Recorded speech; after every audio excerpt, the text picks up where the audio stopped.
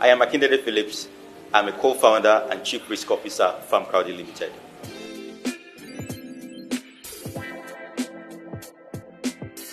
I would say the most important elements for a startup in Nigeria for growth is one, the founding team members. Who are they? Do they share common views? Secondly, is whatever they're developing, service or product, is it actually solving problems existing in society? And three, are they able to use technology to solve these problems? I believe those are the most important elements for a sustainable business.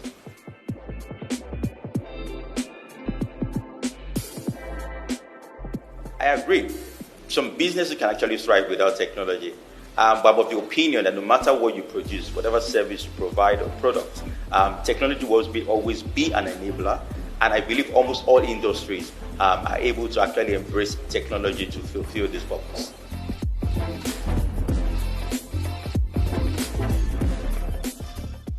In my own opinion, I believe finance is no longer the greatest problem an entrepreneur faces.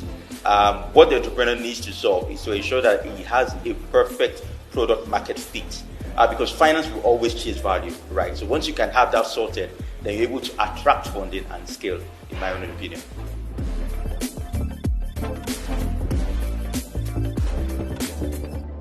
Without going too theoretically about it, right? Product market fit is ensuring that you have the right outputs to the right target market in the form they want it and at the price they want it. Once you can solve that problem, you're good to go.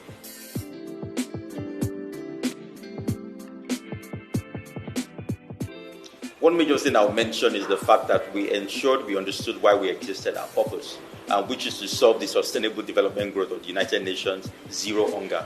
And we've kept at this. What we have done over the years is to apply different business models to see how we solve this problem. Each time reviewing the risk involved and the level of impact or the level of achievement of the set targets over time. Currently, we are well poised now. We changed and reinvented, like you rightly mentioned, and to ensure that, look, we're sustainable, we're profitable, while still ensuring we're impacting the lives of those we are called or we had set for ourselves at the beginning of the company.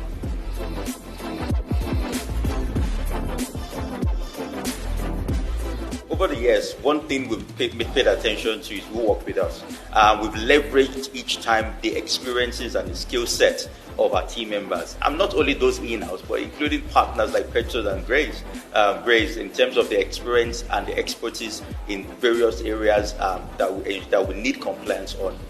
So from time to time, we monitor the environment to be able to proactively identify changes and see how we can address them while we scale. So, that's why our process of onboarding members, team members, is very rigorous, trying to ensure that we have individuals that can add value to the organization and help us as we scale to ensure we are compliant in every area within the country and every other place where we operate.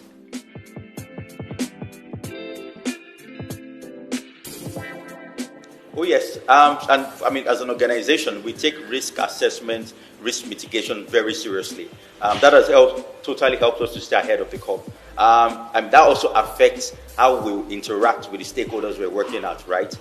For those in the upstream, how do we mitigate working with the farmers? What are the risks involved in core production versus post-harvest? How do we mitigate the risks associated with moving farm goods from the farm gate to the processor of the off-takers? All of these is reviewed internally using the risk assessment platform, assessment team we have, and ensuring that we mitigate the risk across the organization as we work with different stakeholders in the food value chain.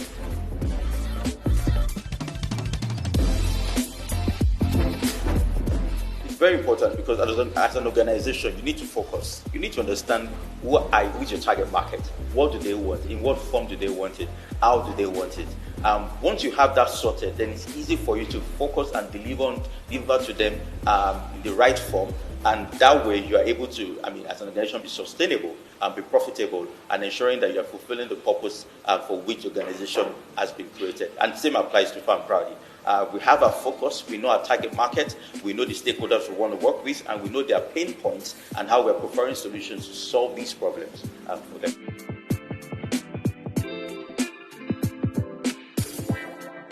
It's actually very important because it allows the company to identify the specific value the consumers are after and helps the company to focus on that and see what areas to grow on. What are the things the customers are looking for, and that's what the company should focus on and grow on.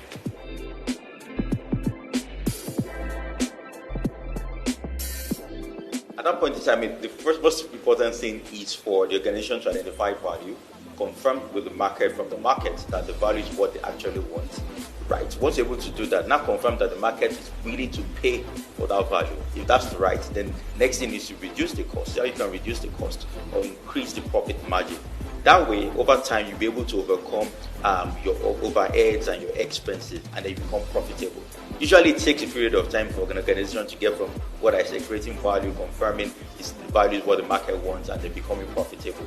But the fact that you're getting feedback from the market and being focused encourages you during the period where you're profitable.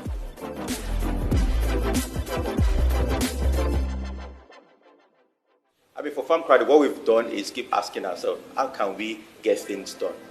Bearing in mind all the different hindrances within the environment, and then we focus on those solutions we've discussed, and we keep pushing. That's how we've solved and been able to overcome and remain sustainable and relevant in the environment.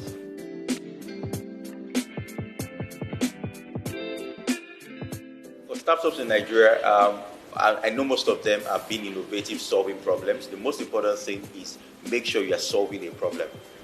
Once you're solving a problem, there's value, and the market usually will pay for value. So the first thing I would say, and the most important thing, is make sure you're solving a problem, you're creating value, and definitely funding will follow after you.